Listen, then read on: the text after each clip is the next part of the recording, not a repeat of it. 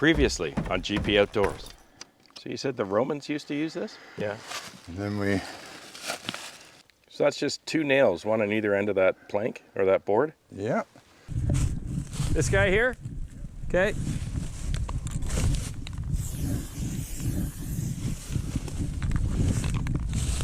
But either way, we finally got a dead center line. Is that what you call it, Guy? Yep. Between the start and the finish of the range.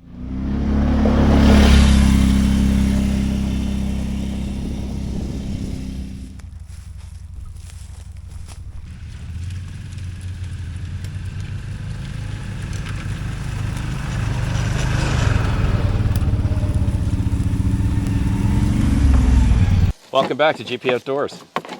It's part two. We're back at the target range. You may recall in part one, we completed step one, and that was to find a center line between point A and point B. Point A being the beginning of the range, point B being the backstop. Today, we're going to clear just enough trees in order to allow Guy to have a line of sight between the 2 points. We could see most of the way through, but like any forest, there's trees in the way. Not a lot of them. But I think before we go any further, we need to be able to see from one point to the other. Once we get that line of sight established, that'll give Guy the opportunity to take a closer look, determine if we need to make any corrections, and also determine how wide on either side of that line of sight we need to clear over the coming months. Looking at the size of the trees that we have in the way, most of them are pretty small diameter. So I think for most of the project, the 261 is going to serve me well. But there are a couple of wider diameter trees, so I brought my 462 with a 25-inch bar just in case. Plus, as you know, I want to get more experience using this bigger saw. There is a significant noticeable difference between the torque or the power of this saw and the 261. 261, don't get me wrong, is plenty powerful enough, but I've got an 18-inch bar on it, and I've got the 25-inch here for those larger diameter trees.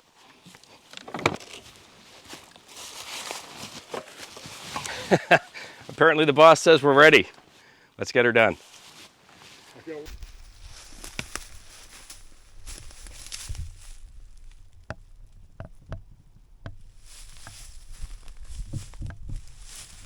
From back there, I thought these were almost co-joined.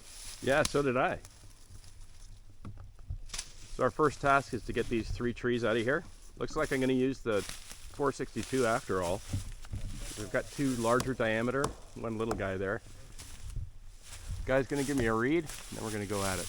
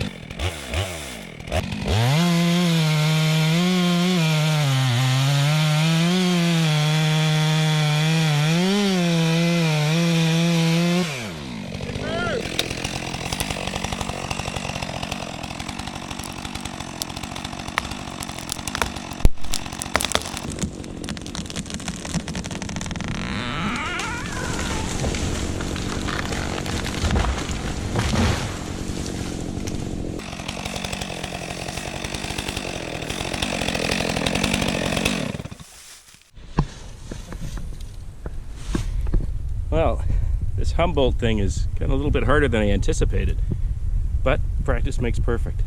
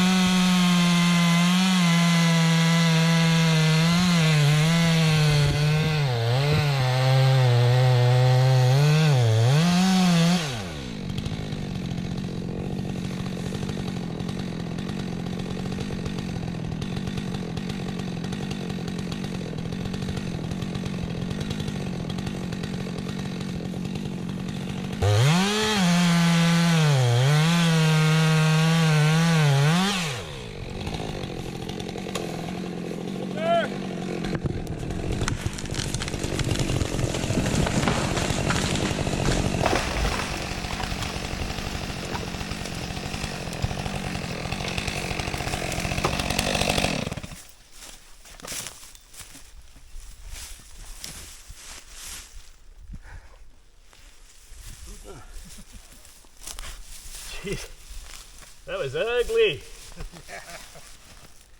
Well, I got a lot to practice. How do we get this? Well, it's out of the way anyway. Yeah, so if you sit on here, hey, have a seat. If you sit on here, You'll hear my high voice. sit on this side of it that I think you got, and look at the red, then I think you see, right? Sort of, anyways. Good?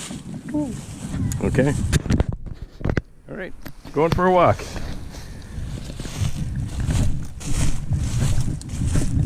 They're both dead too, eh? So we've only cut 2 live. The other 3 so far were dead standing. One was on its way out. Yeah, and that one was rotted. Okay.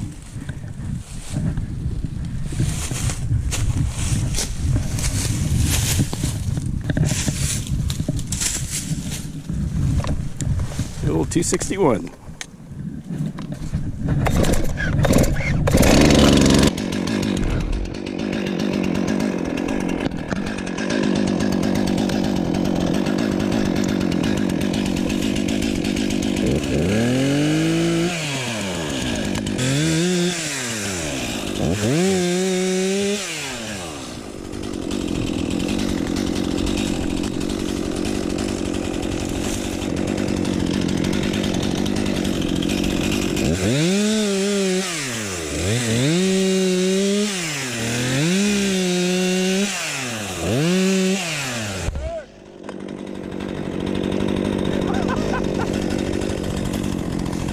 fair. Come on. Get over.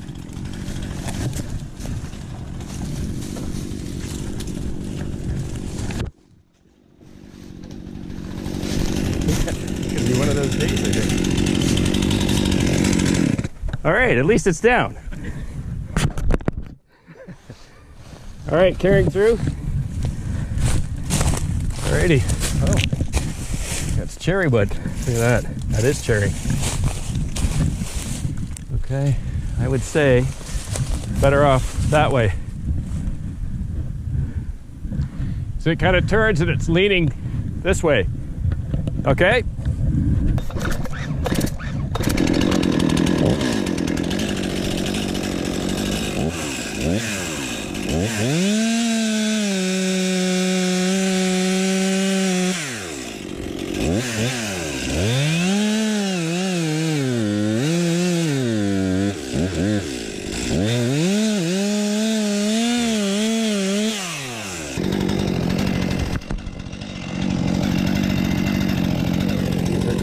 Notches are terrible. Good heavens, again.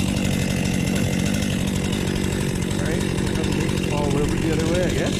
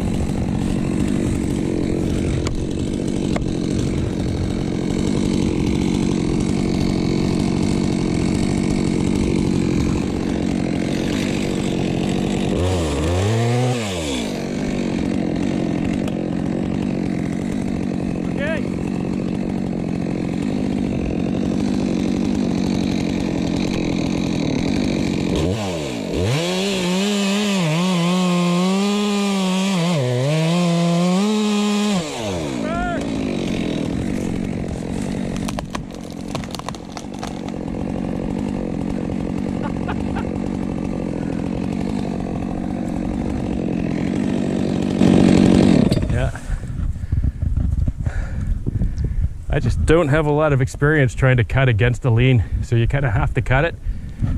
And there we go, one more hung up.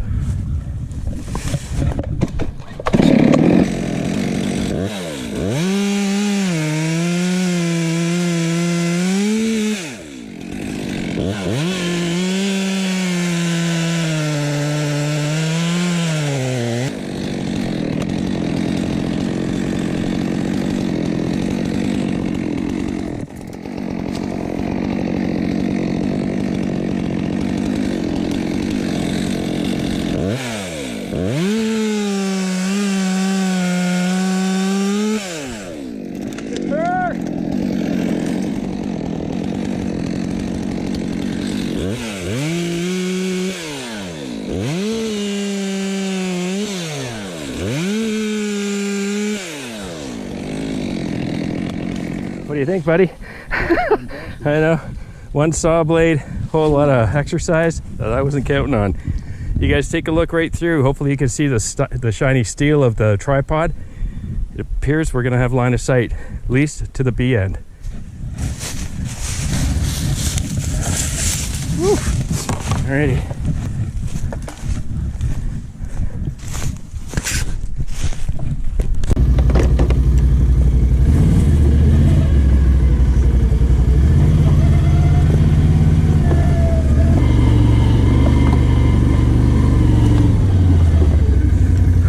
We're back at the midway point where our little apparatus is here.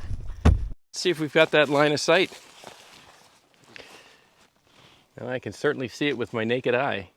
I'll try to see if I can zoom you folks in. You should be able to see that entire red blanket down there. I think Guy did a good job of guiding me through. Of course, last time I checked, it was me swinging the saw the whole morning. Know how to hurt a guy. Well, I had to throw that in there. Oh man, but hey, we're basically gonna have to do the same thing on this side, correct, Guy? Yep. Okay. Through there. And I think we'll probably save that for another day, because one thing I did learn today, I'm a little out of shape. First cut of the season. But hey, a few learnings for today. The 462 did come in pretty handy on a couple of those bigger trees. It's more evident when you're trying to cut the stump out afterwards. Had a couple of challenges, and I have to be honest with you. You can tell it's the first time out, and I'm still learning a lot. I hung up a lot of those trees. Somebody's gonna have to take those down. I have a feeling it might be me. But it did come in handy. 261 is a great go-to saw. And I think we got everything we wanted, at least on one half, done this morning. As always, my friends, I always try to share my learnings as well as my failures and my successes. One thing I did learn, that Humboldt, much harder than I thought it was. So you may have noticed I went back to doing just a regular conventional notch, and it was my first few of the season, so they weren't the best, but they were a lot better than those Humboldts. I got a lot to learn still. And one very important lesson I wanted to share with you good folks, especially you folks that have told me you just got your first property or you're just buying your first chainsaw. I want to preempt this discussion by telling you folks that I'm kind of stubborn, and it's not for lack of trying. Guy told me several times to take the power head off of this thing. I got this thing pinched in that first cherry tree. I read the lean completely wrong, and as soon as I started my back cut, she pinched right away. There wasn't even room enough for me to get a wedge in to try to get the bar out. Grabbed my 462 and I cut above. And Guy had told me several times, he said, you really should take that power head off. And I was thinking, nah, it's not gonna fall over on top of the saw, it's gonna go this way. Well, fell on the saw. 80 bucks, new chain, and I'm gonna take this into the chainsaw clinic just to let them take a look at it, make sure nothing's broken. But again, if you ever do pinch that saw, take the power head off before you try to cut above with another saw. Thanks, Guy. Of course, I won't listen to him again tomorrow. Well, that's a wrap for today's episode. I really appreciate it if you stuck around. I hope you enjoyed it. And hey, hopefully there's a few things I learned that maybe you guys got to learn.